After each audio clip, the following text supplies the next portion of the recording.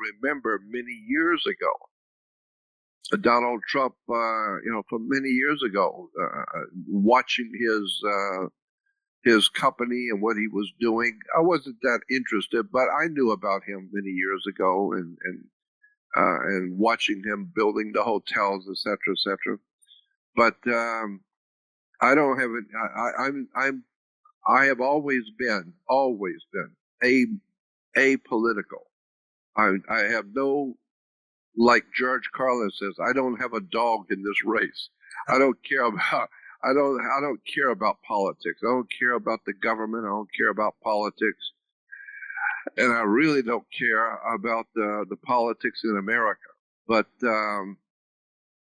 having said that, I do have a knowledge about words and terms and symbols and things which are important to Americans that they don't know it yet. Nobody's told them yet, but there's a lot of things which are very important to know about American life, about American history, about American commerce and business, and where America came from, where it is now, and where it's heading. So I don't really have any views one way or the other about Donald Trump or the election at all.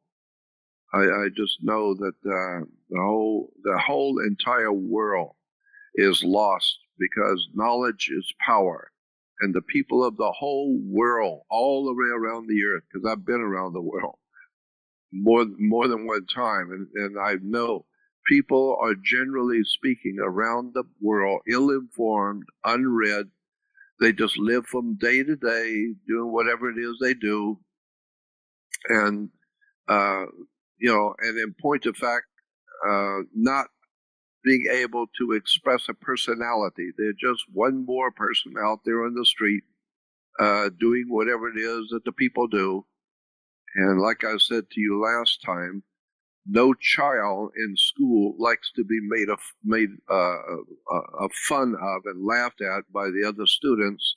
So children always like to hang together and be friends and not stand out, so all the other children will laugh at you and mock you, because they were outcast, they were mistreated by their fellow students, and they lost heart. They lost a reason for even living, because they wanted to be accepted by their friends, and their friends laughed and mocked them. And so I feel the same way about adults. Adults do not like to be laughed at and mocked and chided, and especially proven wrong on something they've always believed. All their life they believed something, and then one day somebody comes along and shows you absolute sovereign proof that you're wrong on what you believe. Well, like my dad used to tell me many years ago, do not try and teach a pig to sing, because it will waste your time and irritate the pig. So don't try and teach a pig to sing, meaning don't try and make people see the truth. You're just making enemies. So I learned a long time ago, I just put the work out there. I just put the documents and the materials and the truth out there, and whoever's supposed to hear it, they will, and whoever's not supposed to hear it, they won't. Whoever cares, that's fine. Whoever don't care, I don't care. I don't care either. So that's what I do. But American politics no longer interests me. It never has, really, but for sure now it doesn't. But I am kind of curious to see now where America's going to go. Now it's kind of like a new ball game. The old game's over, and now let's see what the new game is going to be. So in that way, I am kind of curious, but I don't have a dog in this race, so I don't care. I'm 76 years old. I got no family. I have nothing. I don't own anything. I got nothing. So I'm just doing what I do. I enjoy talking to people about things they've never heard of before and try and educate my fellow man. So that's what I do. I do the best I can with it. Or where do we go from there?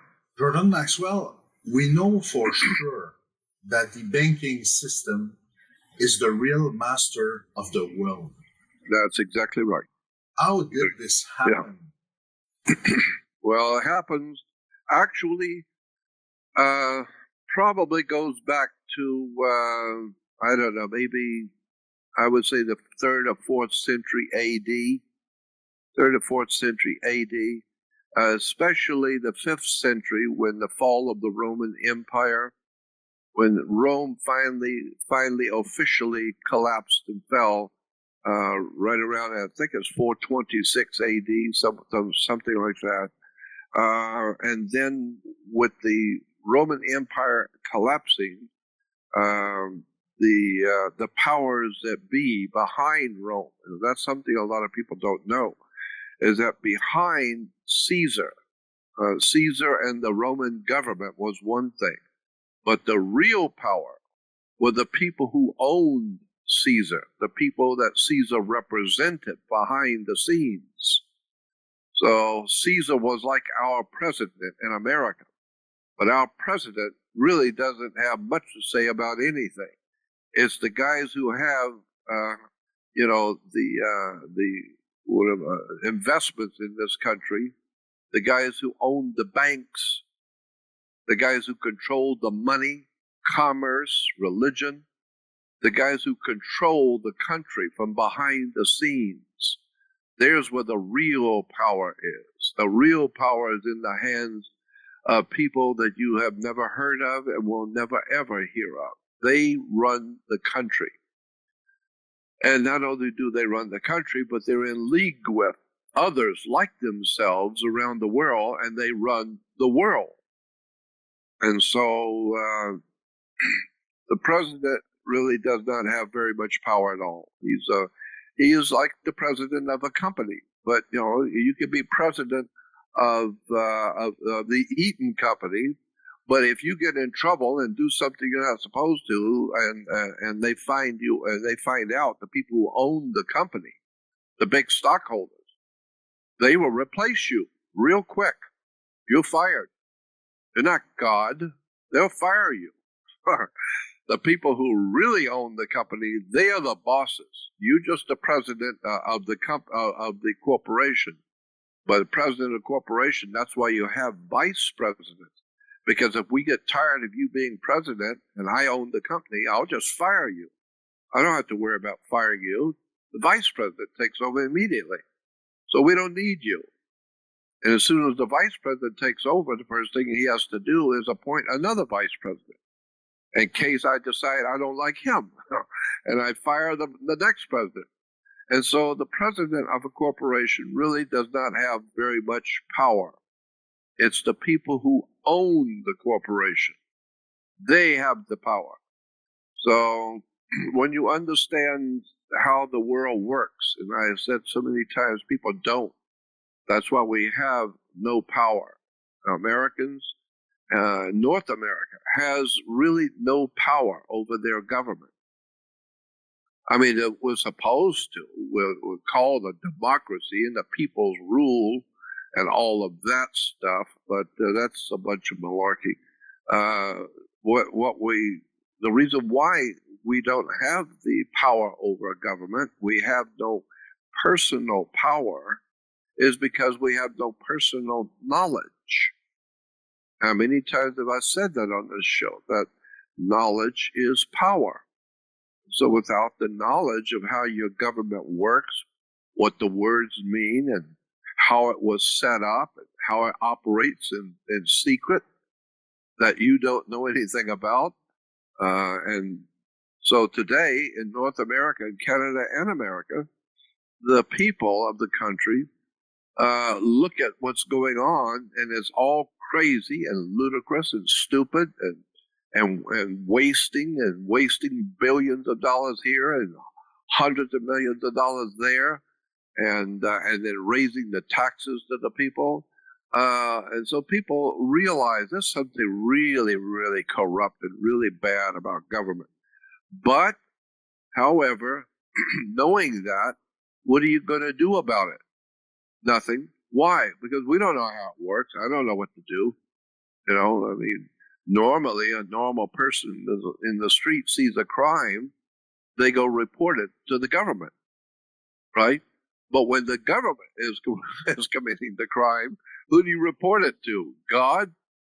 You know, well, you might as well talk to God because you're not going to do anything about government crime because they're in control. And so, you know, it's really too bad the way the world works. And the people, though, have no power. Now, I should say something else, is that in point of fact, here's a fact of history. The people of a country are the real power of the government. The people actually are the real power. Why? Simple. Because if you get say 25 million people in America showing up in Washington, D.C., coming from all over America, showing up in Washington, D.C., and you've got 25 million people, and they're coming, you know, with pitchforks and hammers, and they're and you know, like they're looking for Frankenstein, right? And if they show up in Washington, D.C., and there's 25 million of them, and they're making a demand, they're not asking, they're making a demand on the president to do something, or the Congress to do something, whatever it is, believe me, it will get done quickly.